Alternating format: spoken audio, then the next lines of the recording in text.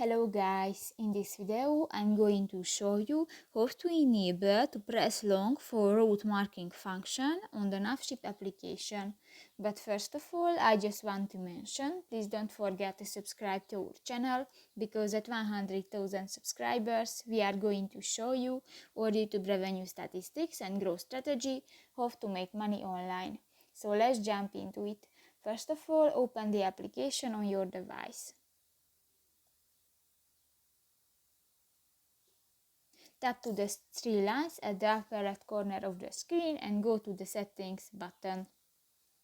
Scroll down and in the map settings section you can find the first option, the press long for route marking. And if you want to enable, just click to the next white circle. And now this function is enabled. So that's pretty much it for this video guys. See you in the next one. Bye bye.